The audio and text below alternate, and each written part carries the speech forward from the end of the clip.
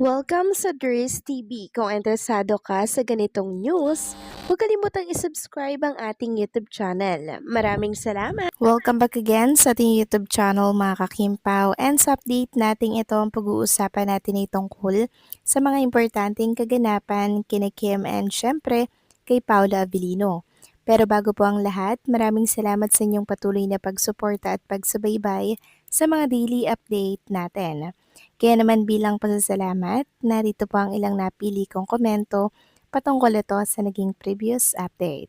Unang komento mula po ito kay Ginang Arlene Casis. Sabi niya ang views ng Blood vs. Duty sa Kapamilya Online Miss Ders, alam mo ba, mataas ba ang views nila sa pilot episode kaysa Di Alibay? Kasi di ba naka 347,000 plus ang Di Alibay?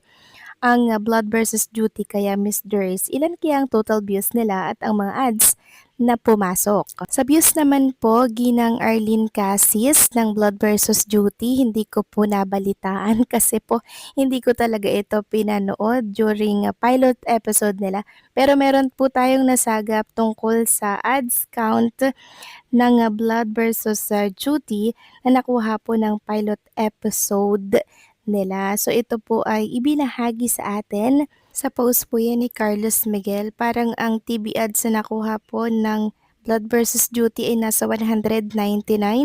Tapos ang ratings 4.8%. Samantalang nung pilot episode ng The Alibay, 249 po yung TV ads nila. Tapos yung ratings 5.6%. Tapos ang views din 300 plus. Eh di for sure, ang Blood vs. Duty, lagapak pa doon ang views nito. 'Di ba? So ngayon nila sabihin na mas mababa daw ang ratings at ads ng The Alibay, meron pa palang mas mababa. Eh kung tutuusin, given na mababa yung sa The Alibay kasi naipalabas na nga ito sa Prime Video at sa iOne TV, eh samantalang itong Blood vs. Duty, eh ngayon pa lang po magsisimula. So ano kayo dyan, 'di ba? Sana hindi po nila pagsisihan ang pag-alis sa The Alibay sa first lot. So maraming salamat sa komento, Ginang Arlene Casis. God bless po sa inyo and mabuhay kayo. At ang next comment mula naman po kay Ginang Merlita Aurea Rodriguez. Sabi niya, "Hello Misters, good AM. Kung ano ang pinatikim nilang sama ng loob sa ating mga kimpaw, lalong-lalo na kay Kim at Paolo, doble ang bumalik sa kanilang sakit. Ano mga bashers, anong sabi nyo? Karma.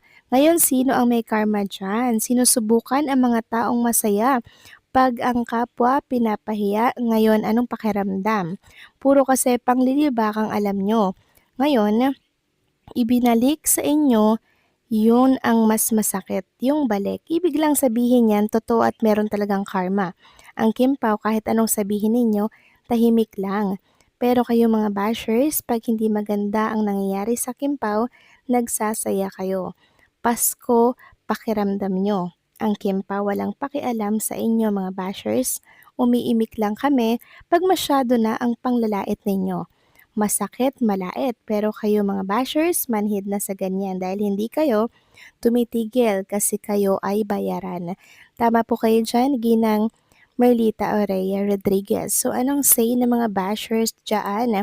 Sa nakuha lang naman po ng Blood vs. Duty, ngayon ninyo balikan ang Di Alibay. So pahiya sila. 'Di ba? Kasi mas mataas pa rin ang nakuha ng pilot episode ng Di Alibay kumpara po sa pinalit nila ngayon. So maraming salamat po sa inyong komento, Ginang Merlita Aurea Rodriguez. God bless at mabuhay kayo. So ito na nga, pag-usapan na natin ang mga balita po na nakalap natin sa hapong ito ng Miyerkules. At unahin na nga nating pag-usapan ng tungkol dito sa ganap kay Kim Chu sa It's Showtime kanina. So thanks God, everyday present na si Kim Chu sa It's Showtime and nakita nga natin dito na napaka-energetic, blooming si Kim Chu and also prinomote niya rin po mga kakimpaw yung magiging world tour nila ni Paolo this April and May. And ito reminders lang ha, Love Kimpaw World Tour 2026, April 24, Redwood City, Fox Theater, April 26 naman Anaheim, The Grove of Anaheim, May 1, Edmonton, Edmonton Expo Center. May 3, Toronto, The Arena, The Pickering Casino. So, save the date, mga kakimpaw. Samantalang next topic naman tayo, pag-usapan natin mga kakimpaw, itong pinost po ng page na Chika Trends. Tungkol ito sa resort ni Kim Chu, dyan po sa Tagaytay. So, sabi kasi dito sa post na kung kay Kim Chu pa daw po itong resort sa Tagaytay. So, bakit kaya ganun yung tanong, no? Meron kayang ibang nangyari? Kasi ako naguguluhan din ako sa post niya. Sabi niya, 'di ba ito yung property na nabili ni Kim Chu sa Tagaytay? Napathrowback kasi ang mga magkakapatid. Totoo kaya na hindi na nila ito pagmamay-ari? Parang wala naman akong nababalitaan na binenta 'to ni Kim Chu, mga kakimpaw. Kasi itong resort na 'to sa Tagaytay ni Kim Chu, talagang nakiusap pa si Kim na sa kanya na lamang po ibigay ang resort na yun ng may-ari kasi bale dalawa po kasi yung buyer niyan. So si Kim Chu talagang nakiusap siya na, "Sige na, sa akin na lang po niyo yan ibenta." Eh di yung may-ari binigay niya kay Kim Chu kasi nga po na-cute-an, nagandahan siya kaya Chinita Princess. Gustong-gusto talaga ni Kim Chu ang resort na 'yan dito po sa o rest house dito po sa Tagaytay. Kaya hindi ako naniniwala nang mabasa ko 'to na hindi na daw pagmamay-ari, totoo daw ba na hindi na pagmamay-ari ni Kim Chu ang naturang rest house dito sa Tagaytay? Hindi ako naniniwala kasi gustong-gusto ni Kim Chiu 'to, bakit niya 'to ibebenta, 'di ba? Pinagbasehan po kasi nila, mga kakimpaw, yung throwback picture daw nitong kapatid ni Chinita Princess. So, bakit daw po nag-throwback? So, masama na agad mag-throwback, no?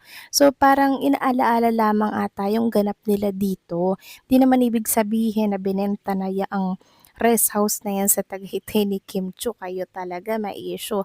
Sabi nga po ng ilang mga nag-comment, si Kim pa rin ang legal na may-ari.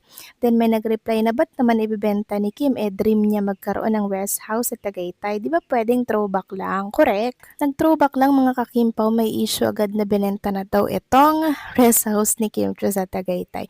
So hindi po yan totoo, mga kakimpaw, ha. Baka kasi isipin ninyo na naghihirap na si Kim Chiu kaya binenta na po itong resort or itong rest house niya sa Tagaytay.